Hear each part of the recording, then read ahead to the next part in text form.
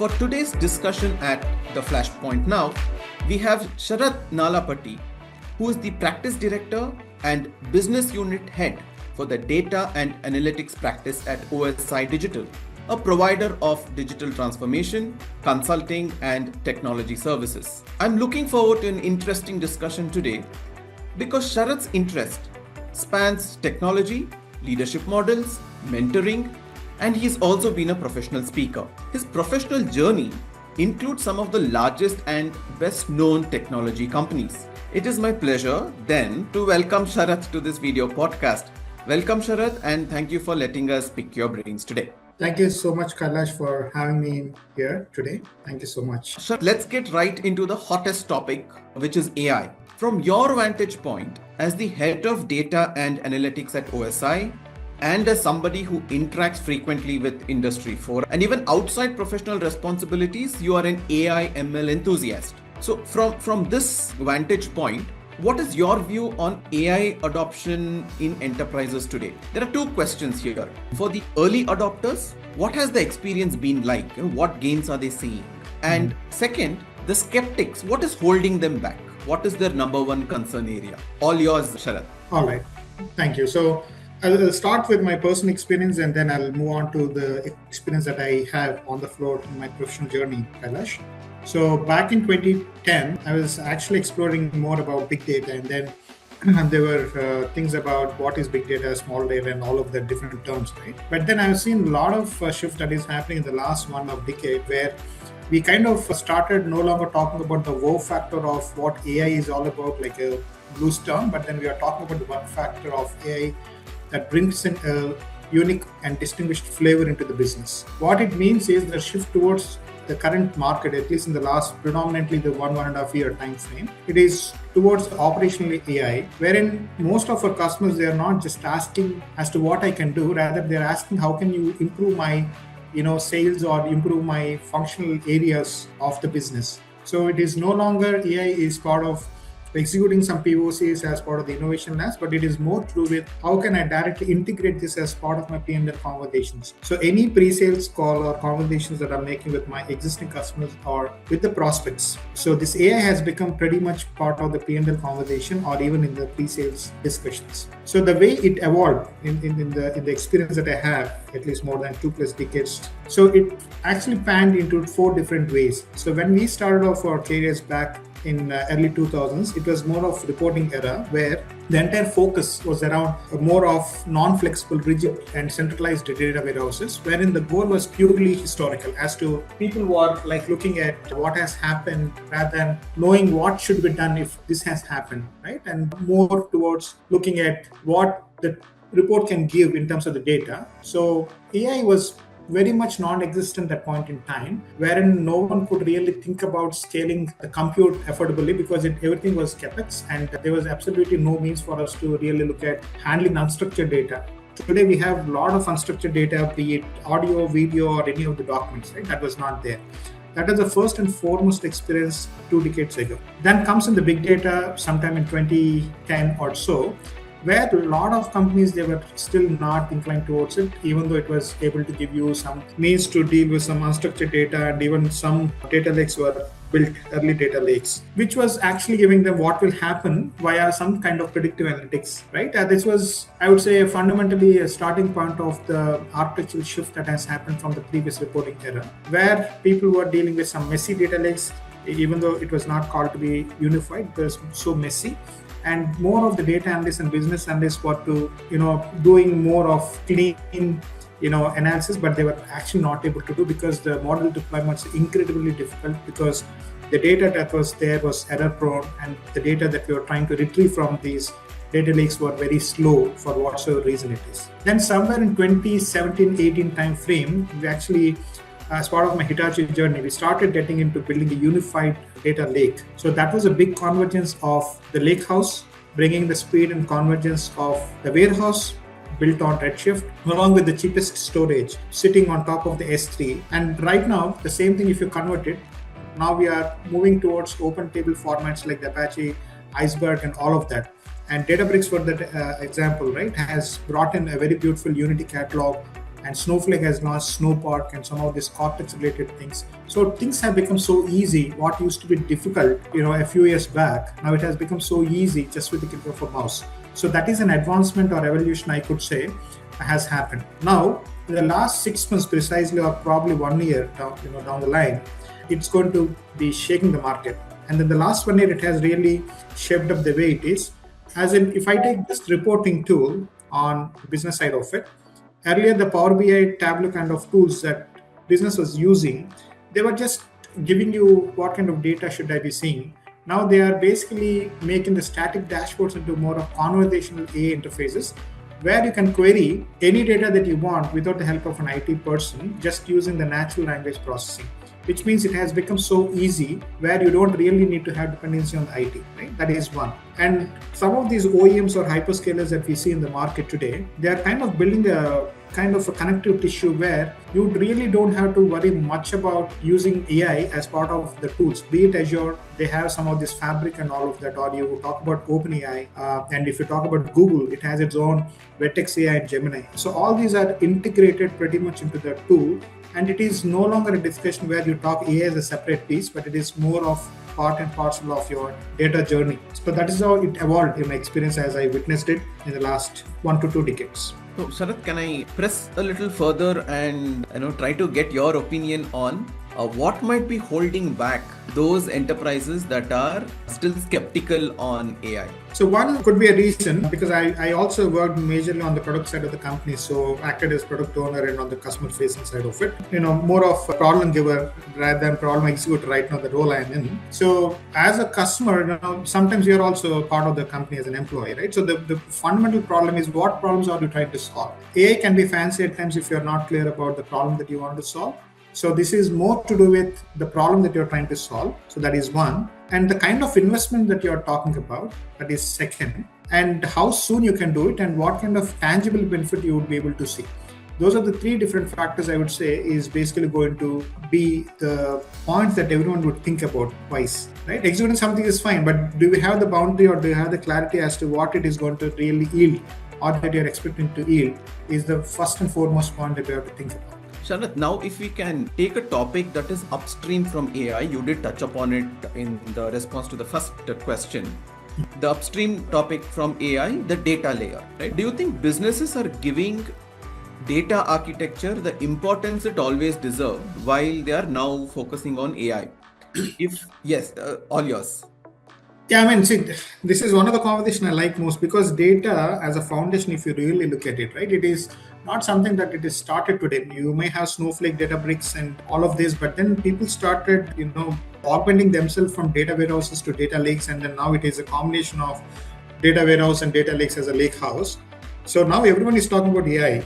But actually, if you really look at the actual truth is, AI is a flavor or a top layer like a dessert, but the data is the kitchen, right? I mean, as in, if you see, most of the kitchens are messy, and if your data is also messy, then you can't expect something, good to happen out of that bad data. So if you have the data ready, which is very clean, then obviously your AI is going to serve like magic. So most of the organization right now, as you were talking to the previous question as to what is holding them back.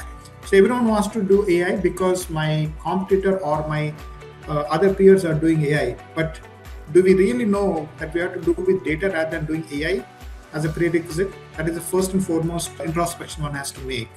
And if you do not do that, then obviously doing AI before doing data, then you are ultimately leading to more of expensive hallucinations, because if your data is bad, you can't expect some good insights out of it, right? That is one that we always see. And the other part of it is when someone is really thinking about a lake house or something like a data foundation. So the very first and foremost could be the reason they might have a lot of isolated, disparate, fragmented pieces of information, wherein 80% of the effort goes into wrangling these disparate and heterogeneous data sets. Now, if you have such fragmented data, obviously you have to, work on that like a puzzle, collating all the pieces together into one box. Right? Now, if you ask me, don't start with data, rather start with decisions. As in, you first understand what we need to do or what are the different decisions that you have to make, right? Then work backward with the data that is required to fuel those decisions. So start with decisions but not start with data. That is the first and foremost, and then do a reverse engineering or backward engineering to get the data that is required to fuel those decisions. That is the first and foremost. Second, don't look at perfection at first place, because any business velocity that you really want to accelerate, it is just not about cleaning the data, but you have to bring in the context. So while you are trying to clean the data, you're also focused to spend some time on contextualizing the data. Without the context, the data is meaningless, right? So if you are trying to get some ABC legacy systems data which are siloed into a modern and unified platform, right? Now, if you really don't bring in a single version of truth, you end up again getting more and more data, which is redundant. So if you bring in the valid single source of truth, this means that you're reducing the latency that you're really expecting from the acquisition of the data until you serve it to the executive layer. So that is one that you really look at as a second piece of it. Now, the last and good one is, how do you make your data trustworthy? I've seen cases where we build data platforms, but the CFO doesn't believe your number. When you say the numbers may not reconcile, when you're talking about some month and quarter closing, the numbers might not reconcile. So the entire purpose is defeated if you don't treat your data as a product, right? And at the same time, if you have data in the lake house, it is just not your keeping the gates open. You need to have certain guardrails so that the actual people designated to use only would be able to use, so that you are bringing in the governance guardrails. So all these are, I would say, different strategies one has to really look at if you are really looking at data to serve as a foundation to fuel any AI or any of that. Sharat, we could go on about hot tech topics, and our content team will have a field day with sound bites. But I know your time is limited, so I'll pivot to another theme that is also your favorite: leadership. What first drew you towards leadership as a subject, coming from a tech background?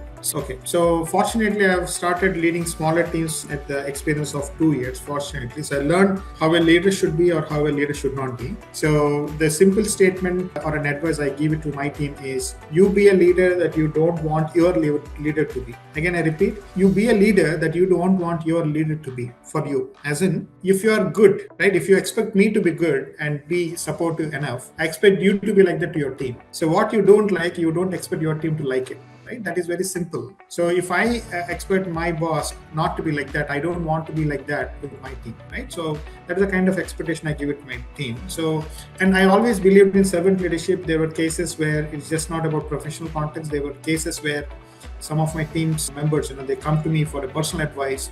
That is more of a servant leadership. And I always believe in nurturing them and mentoring them. That is one of the very good passion that I have towards helping people nurturing their careers. That is one. And at the same time, it's about people management is just not about people, it's about ego management. So every person has a certain ego. When I say ego, it is more to do with the positive side of it. Everyone has their own way of dealing with things and with people. So the single one formula cannot work with everyone. Some could be introverts, some could be extroverts, some could be talking, some could be very silent in the meetings, but they could really do a magic in the background. So you just can't have one single formula across the board. So every person is unique to me, and every person I deal with, I understand the persona. Accordingly, I actually talk to them. Then comes, if the person is happy emotionally and on a personal note, and if you are actually giving them the time and the different tools, and if you're giving them the leverage to learn, I'm sure, and I have witnessed it firsthand, that the team can really do wonders.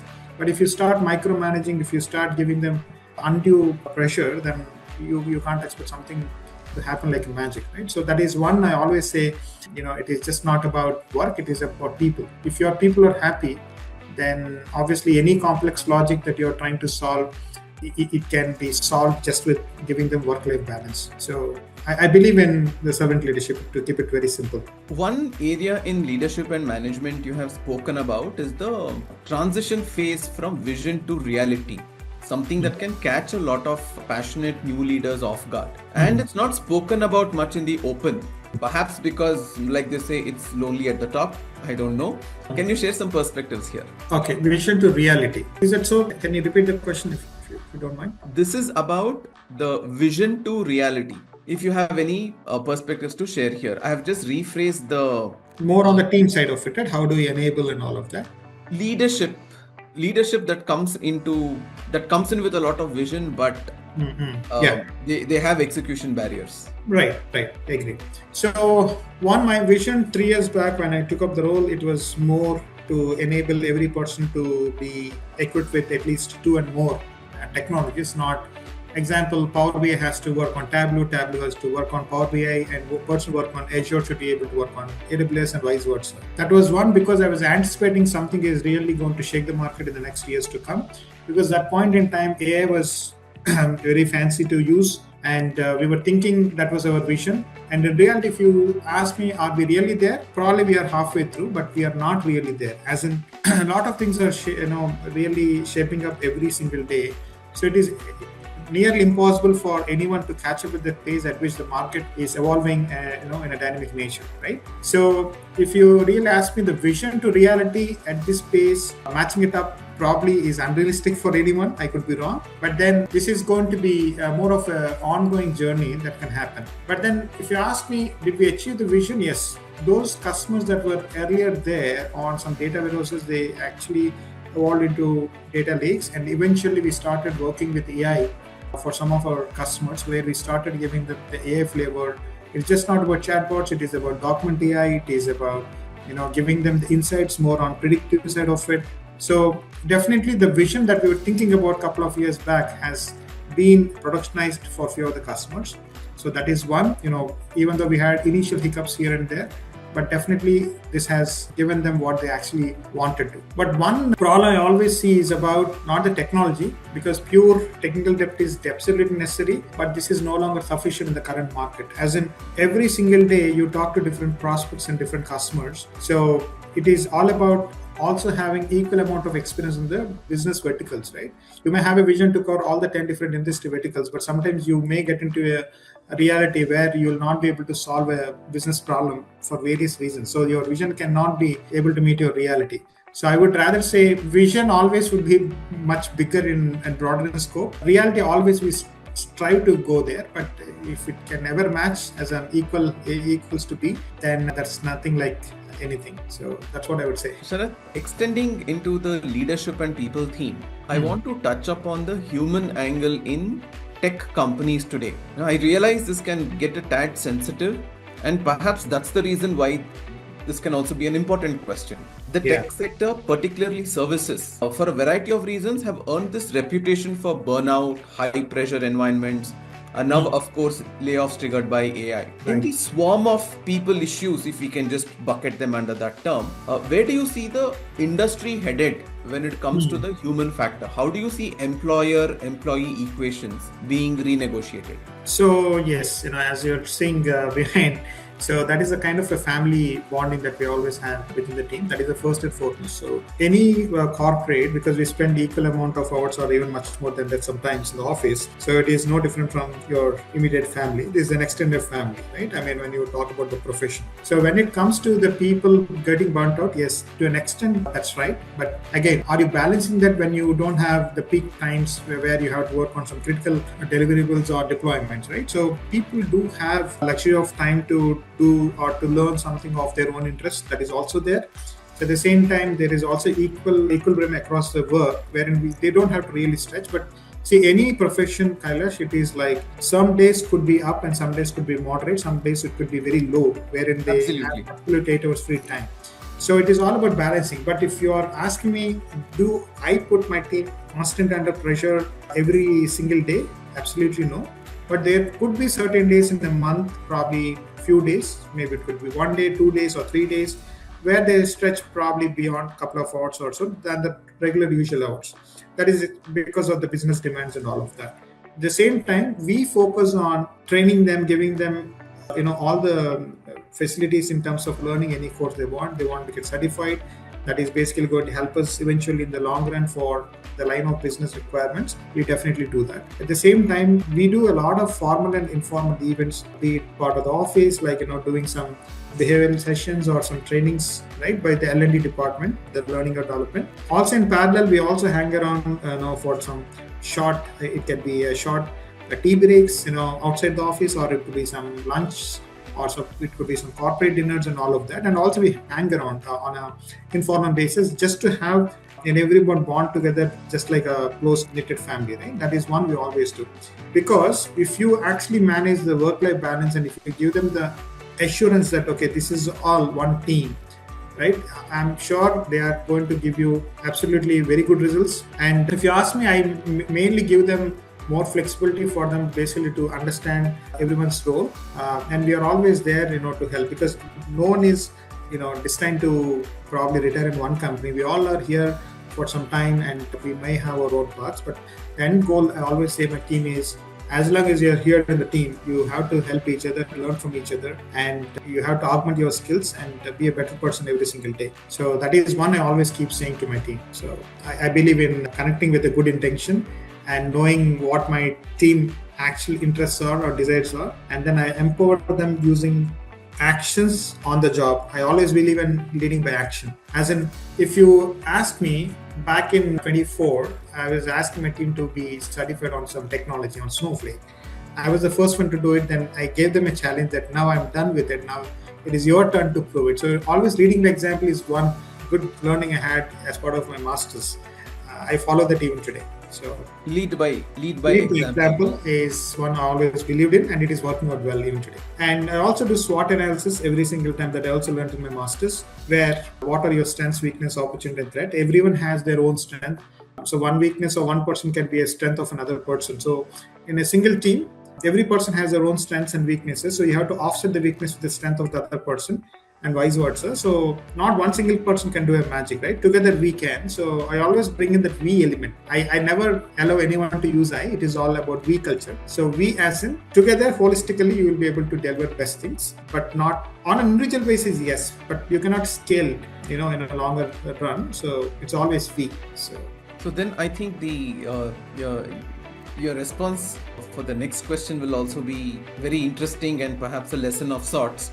I want to touch upon the Gen Z topic. As much as it's a cliche, it's also true that Gen Z varies from its previous generation by a greater distance than any two successive generations in the workforce, from expectations, boundaries, communication styles, across various facets. What is your mantra for integrating new blood into the system? Not necessarily, at OSI, but what would be your piece of advice? Okay. So yeah, Gen Zs are definitely enthusiastic. There is a cultural shift, I would also say. As in, on a lighter note, when we were like fresh into the corporate, from a point distance, when we used to see our manager, we used to just bend our head and go. That is the kind of culture that we had. But now with Gen Zs, I see they are more dynamic. They don't feel shying away. They are more curious. They are more eager to learn things, which is actually good, right? And no inhibitions, rather. No apprehensions and no inhibitions, which is a good trait. And secondly, they are also willing to take and learn more at a very faster pace. And good part of it is all these different tools are giving them the weapons that they wanted to really, use in order to get or accelerate something on a very lightning speed basis. So they are using every resource they have at hand, in hand, and then they're trying to utilize that, which is good. So if you really utilize that particular enthusiasm and energy, what they have, you can really deliver good results. And more of them are tech savvy. As in, earlier the training programs, where as soon as we, absorbed them into the corporate, we used to spend at least 6 months of time, basically to give them all the necessary skills that they need to acquaint with, right? But right now, during the third and fourth year, they are themselves training themselves, using some of the Udemy and some of the other, training programs or the sites, and they are equipping themselves on their own without anyone coming and advising them, right? So that is one good part of it, where they are self-directed, right? And if you are adding your experience to that, definitely it is going to yield good results. One. So the experience of my senior people, the way they look at from a different lens with maturity, if it is coupled with the enthusiasm and the kind of acceleration that they can bring in using the AI flavor, I can actually bridge the gap. So these senior guys would have the functional flavor and also the experience working on multiple tools in the last 10-15 years. So if you're blending that experience with this niche AI, you actually can bring in a different perspective towards what can be done. And you can actually clearly see the gap where we are having, and you can actually work on those gaps. So that is one. But one problem I would see is since they are enthusiastic and they see plenty of opportunities going around at a very junior level in the current AI scenario, that also would be a risk, in one way. But in the good interest of the team, if anyone comes and joins in an organization, I would rather advise them stick to that at least for a good 2 or 3 years to learn, and also to give it back to the organization that actually gave them the first break. So that is one piece of advice I would have for Gen Zs. Sharat, before we close, I know we are actually at the end of time, but to very quickly circle back to the earlier point on business preparedness for AI, what would your 2 pieces of advice be for enterprises that want to try and stay ahead of the curve? So for simplicity, let's say from a 3-year horizon, if you have some quick advice, that would be great. Okay, it is for the organizations, right, Kailash? Organizations, yes. Okay. So first start jotting down what are the different business pain points, because AI probably is not very new, I would say, because earlier we were doing some automations where you have certain mundane activities and routine activities. So start listing down your business pain points where you feel AI alone can do, but not just because AI has to do it. It's not about AI has to do just because everyone else is doing, but start listing down the business problems that where AI is absolutely a must and that could actually bring in the productivity. Absolutely, that is where you have to start focusing on your thing. And second, invest mainly on your associates, where your associates are your biggest strength. So instead of looking at them as a burden or a kind of overhead, rather invest on them where you are upskilling them with all the necessary trainings and all. Of course, with the pace at which it is going, you can't really learn every single thing that you're seeing in the market, but at least give them the foundations of what AI can do and what AI should be able to do for us, and how this can augment your current skill set is one you have to invest on. And second thing, you have to really look at return on investment of your decisions that you're making. Right? When we moved from the capex to opex, when different cloud vendors emerged in the last 1 decade, most of the organizations went on from capex to opex. And there were cases that we witnessed where they said, oh, we are burning a lot of cost in the cloud and capex was better. We even had those discussions in the past, like exactly a decade back. Now everyone is, at least most of them are happy with cloud, as long as you have the guardrails and you have the controls of the cost, right, in place. Similarly, AI at this point is still evolving more in terms of what it can really do, but you need to have certain guardrails, and you also need to have human factor. You can't just leave everything to the system, not just because of hallucinations, but also because of certain ethical things. So you have to weigh in all these pros and cons of the human element, the technology element, right? And your strategy is main, right? And all these 2 intersection, all of the strategy, technology, and your human, all these 3 intersection will give you a good 360 degree of the vision that one has to take. Perfect. That's a great wrap up to this conversation. Thank you for sharing your thoughts, learnings. Thank you for your time. And it would be our pleasure to have you on our platform again. Thank you, Sharat. Thank you, Kailash. Thank you for having me in this conversation. It's genuinely a good experience and great fun talking to all of you. Thank you so much.